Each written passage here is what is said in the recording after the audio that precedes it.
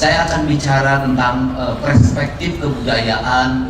Ada 3 kerangka berpikir tentang sejarah keberadaban masyarakat Sunda yang terdiri dari Sunda Kulon, Sunda Kidul, Sunda Tengah, Sunda Wetan, dan Sunda Kalen.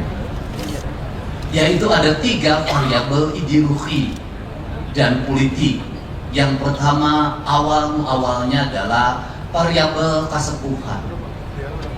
Variabel kasepuhan itu adalah cita-cita peletakan kerangka dasar tentang politik zaman itu yang mengembangkan ajen Tritamtu sebagai sendi dasar pembangunan kepemimpinan, kemudian berkembanglah titah Sri Baduga bernama ajaran Siliwangi.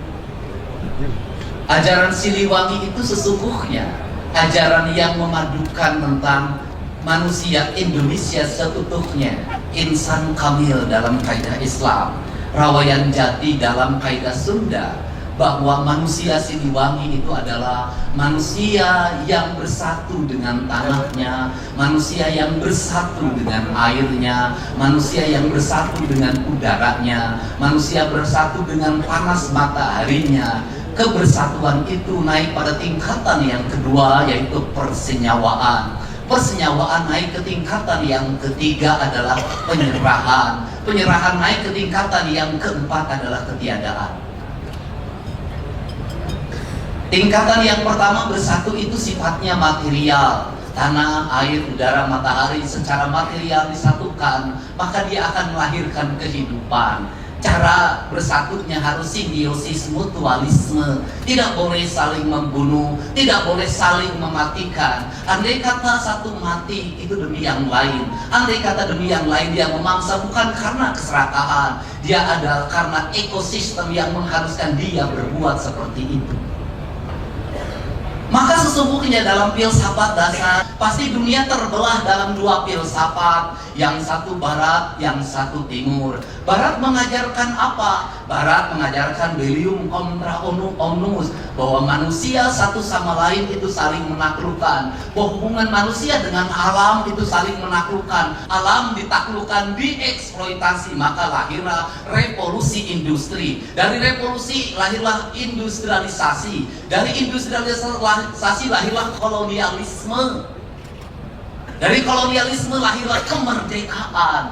Dari kemerdekaan lahir lagi revolusi industri kedua. Lahir ke revolusi kedua kapitalisasi yang berbungkus kesejahteraan. Dengan model pendekatan orang kaya boleh terus kaya, tapi syaratnya dia harus bayar pajak yang tinggi. Negara memungut pajaknya. Pajaknya dikontrol oleh demokrasi dengan trias politika. Trias politika membagi kekuasaan antara legislatif, eksekutif, dan yudikatif. Tujuannya adalah kemakmuran. Maka pajak itu harus melahirkan sistem negara yang menjamin orang miskin punya rumah, orang miskin punya sekolah, orang miskin punya harapan masa depan, ada jaminan kesehatannya. Orang miskin punya jaminan hari tua. Meski dia nganggur, negara tetap menggajinya. Gaji ini diperoleh dari siapa? Dari kaum kapitalis yang membayar pajak dengan mahal pada negara. Negara mendistribusikan untuk melindungi mereka dari cengkraman kapitalisme itu.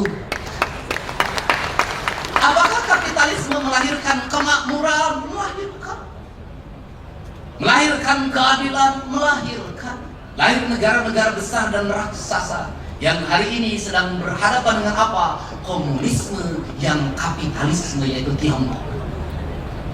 Nah, kemudian di wilayah timur dia berkata pada apa? Kita dengan alam tidak bermusuhan. Kita dengan alam adalah saudara. Kita tidak mungkin bermusuhan dengan tanah karena kita dari tanah. Kita tidak mungkin bermusuhan dengan air karena kita dari air. Kita tidak mungkin bermusuhan dengan udara, menaklukkan udara karena kita dari udara. Kita tidak mungkin menaklukkan matahari karena kita bagian dari matahari itu sendiri. Maka dia adalah persenyawaan. Seluruh persenyawaan itu masuklah nilai yang namanya ruh. Ruh itu mengajarkan rububiyah. Rububiyah itu mengajarkan penghambaan.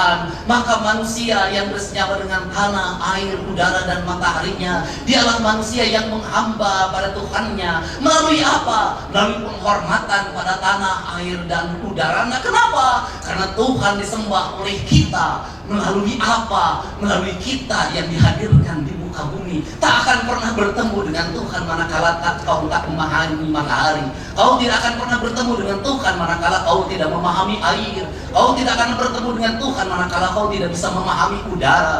Kau tidak akan pernah bertemu dengan Tuhan manakala kau tidak bisa memahami tanah. Kenapa? Karena seluruh rangkaian peristiwa material itu, kata kaidah Islam, dia dalam setiap hari bertasbih pada Allah. Dia berkata la ilaha illallah, maka air la ilaha illallah, maka matahari la ilaha illallah, maka bulan la ilaha illallah, maka udara la ilaha illallah. Semuanya la ilaha illallah dalam tasbihnya, dalam bahasanya. Maka dalam riwayatnya ada nabi yang memahami bahasa ular, ada nabi yang memahami bahasa binatang. Itu sesungguhnya adalah kerangka pemahaman bahwa manusia yang menjadi penerus Nabi Muhammad SAW sesungguhnya dia harus bisa memahami bahasa Nabi Sulaiman, harus bisa memahami penyerahannya Nabi Isa alaihissalam, harus bisa memahami kegagahan dalam menguasai teknologi Nabi Musa alaihissalam.